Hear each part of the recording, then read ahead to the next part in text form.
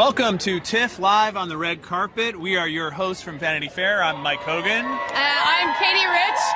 We are here at the premiere of The Darkest Hour, which is a film about Winston Churchill. It stars Gary Oldman, who's already on the carpet. We're jumping right into it tonight. Yeah, Gary Oldman. We can turn the camera around and check him out. He's here. He plays Winston Churchill at the beginning of World War II. Yes. As he fights to gain control of the government over Neville Chamberlain. Yes. And stop Hitler. And small stakes in this story. Yeah, and in fact, this is already a performance that's gaining a lot of Oscar buzz. A lot of buzz. Some people saying this is the performance that will win Best Actor this year. Which sounds like a crazy thing to say in September, but from what we hear, the power of the performance is Mr. Oldman, welcome. Thank you for joining us on our platform. Hello. Thank you for joining us up here. Yes. So the story. I feel exposed. The story that we're here is that you told people to never send you a script about Winston Churchill, but it was Joe Wright who convinced you that this was worth doing. Yes. Initially, I think I was a little scared. I think to take on the role, but the script was terrific, and I met Joe, and I think I think it was love at first sight, really. You know, so I felt very comfortable. I knew his work, and so together, it felt good. Yeah. Can you talk about the historical significance of this story at a time when we're dealing with kind of frightening things happening all over the world? Why is this story relevant right now?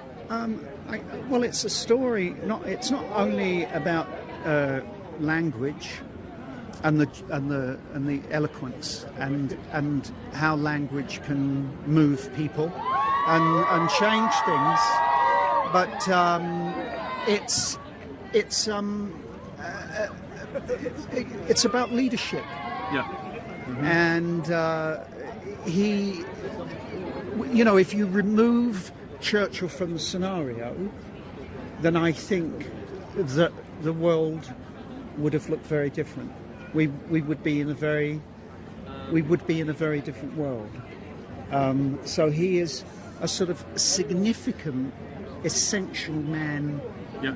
In human history. Yeah. You know, he's that. And now you know why I was scared to do it. Of course. Because you're playing someone who is so iconic. And he's been portrayed many times, and I think that I certainly had an impression of who he was. I think that was contaminated by other people I'd seen him play him. Mm-hmm. So it was my job to really sort of get in there and find my Churchill, if you like. Yeah. And there's obviously a physical transformation. You obviously had to have a lot of makeup. What do you talk about with the makeup artist during those times? Are you allowed to talk? You know what? As good as the makeup people are, it could look awful if you fidgeted and moved around. You have to work as a team. Kazuhiro Tsuji, who was the one who I worked with and who designed it, but the main makeup people I had was a guy called David Wolanowski and Lucy Sibbock, who put me together every day. Gaining weight was not really an option. I would have had to have gained 65 pounds, and at my age, you know.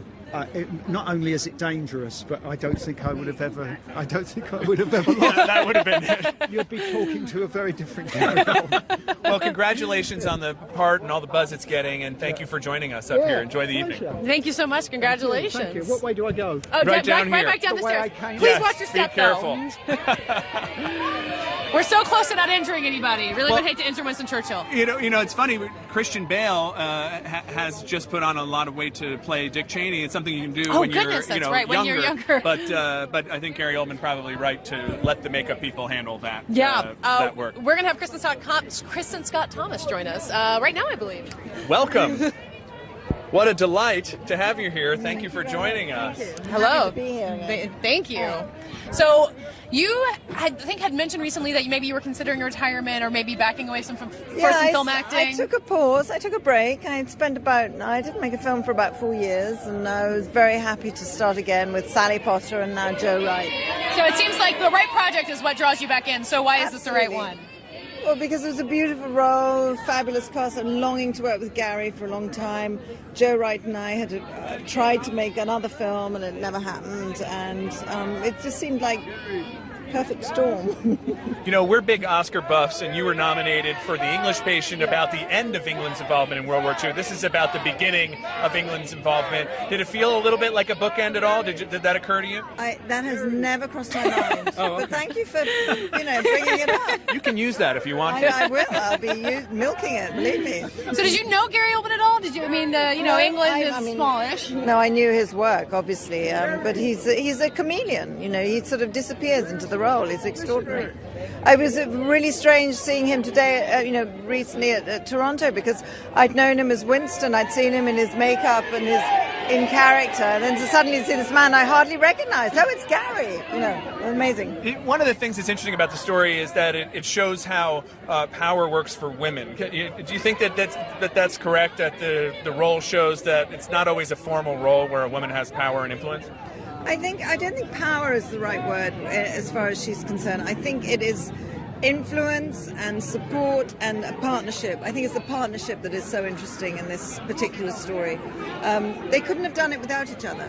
I mean, he couldn't have done it without her, and I think she would have been a nervous wreck without him. Right, yeah. And do you think this is the first time that her role in this has been maybe right? I mean, because so often women are instrumental in that way, you're just saying, but it's not put in the history books, it's not put in the movies, and maybe this is a chance to clear the record? Well, I hope so. I hope that people watching the movie will understand the importance of Clementine's involvement in history, and that she was very much part of it, and just being a world leader doesn't stop you from being a human being, and somebody has to take care of the human being, and she was that person. Well, thank you so much for joining us up here. Pleasure. Congratulations on the movie, Thank and enjoy the premiere. Thank you. Thank you. Enjoy the evening. Man, the screams are going intense tonight. This carpet went from 0 to 60 very quickly. Yeah. We've got Ben Mendelsohn here on the red carpet. Big fan favorite from Bloodline, from the Rogue One, from and now all from kinds of Darkest Hour. Welcome. Yeah, I'm sorry. Good to see you, we sir. didn't mean to make you wait. No, nice to be here. Hello.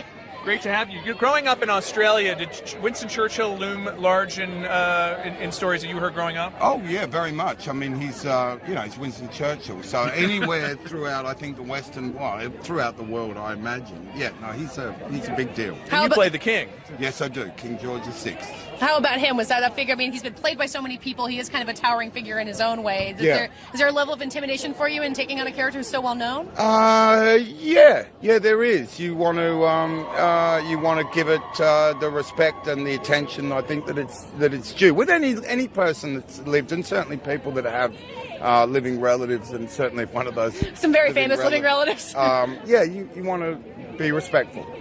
You know, I was intimidated meeting you because you've played so many amazing villains. I've been reassured that you're one of the nicest guys in the business. Yeah. But how does that affect your life, especially now with Star Wars? How do people react when they meet you? No, they're pretty cool. They're generally pretty cool. Sometimes people are a little bit intimidated from afar, but it's okay. Okay, that's good. So Kristin Scott Thomas was saying that she didn't feel like she met Gary Oldman on the set. She met Winston Churchill, and only now is she really seeing him. When you have someone who's committing on that level, does it kind of affect the way you approach your work, or do you still do your own thing? Well, because Gary we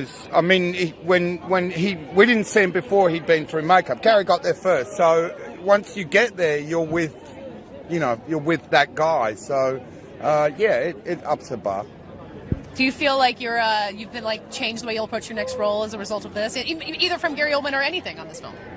I think you keep learning. You know what I mean, and they're always you're always nervous going into them, and they always require your attention and your best effort, or you better not be doing it. Really. Well, Ben Mendelsohn, you're a big favorite in the Vanity Fair offices. Thank you so much for joining us, and enjoy the evening. Thank you very much. Congratulations. Thank you. One of our boss, Graydon Carter's favorite actors, Ben Mendelsohn. Oh, yeah, he's a huge Bloodline obsessed fan. with Bloodline. Yeah. Yeah. Well, everyone in my family is always telling me I have to watch it. So we got Anthony McCartan here, who is the screenwriter of the film.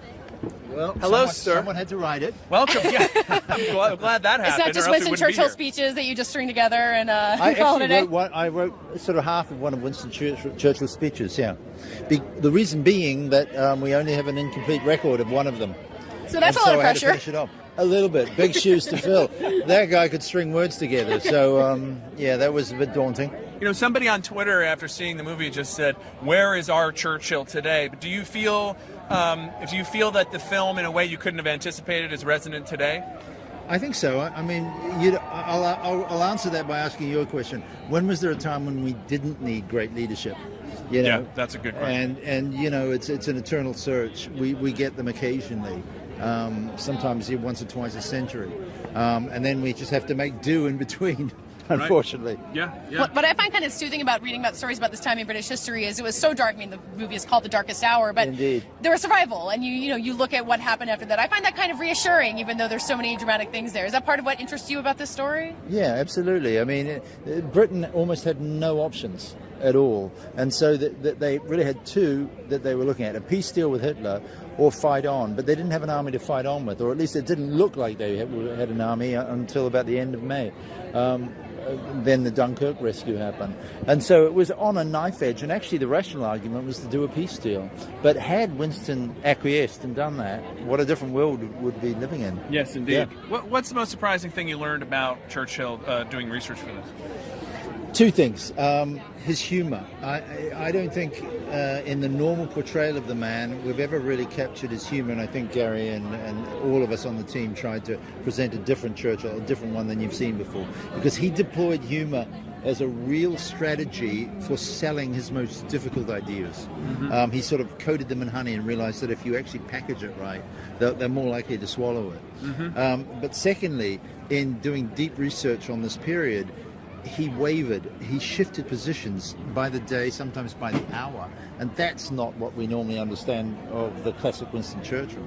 But it was actually a mark of his strength that he actually seriously entertained the idea of a peace deal, thought about it for a moment, and went, no way.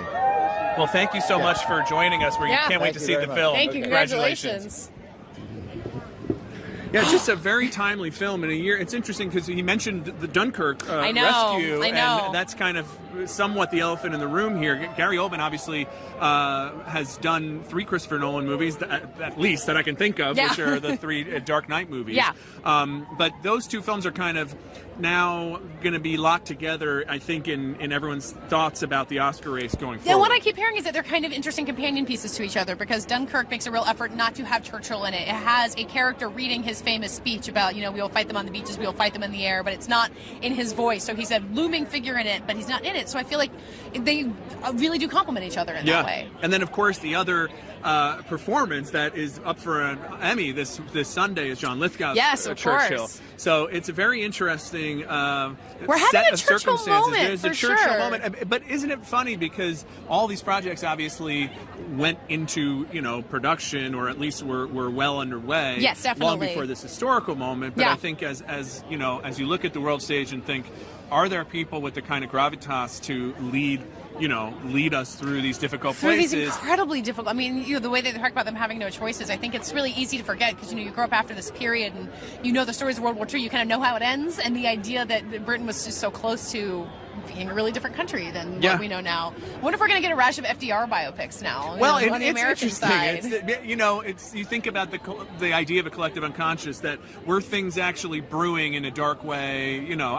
Anyway, not to go too deep into it, but it is certainly a fascinating thing, and something I think a lot of people will be thinking about as they watch this film. Well, and I do think all of these films and shows. This film and Dunkirk and The Crown were all made kind of before Brexit happened, but I think that's going to have a really interesting impact on British films that we see. And then, a lot of things are changing in America as well. That's a much bigger film industry, but I think there's going to be a lot of interesting films reflecting the current moment. So let's talk about who we're waiting for right now is Joe Wright, the director of this film. Yes. And I immediately think of Atonement. Yes. And mention the incredible scene that he shot on the beach in Dunkirk. On the beach in Dunkirk Yeah. as well. So another kind of resonance here. But let's talk just for a second, less heavily, about your fangirl thing for Joe Wright, because I think our audience deserves to know this before you meet him. That as this is not at directors, all you an can't be a objective. fangirl. No, certainly not. I think that he has made as just a series of really incredible films. His first film was Pride and Prejudice, which got Keira Knightley a Best Actress nomination. It's kind great of film. this adaptation of a Jane Austen novel that I think a lot of people feel like they know, and there was a very famous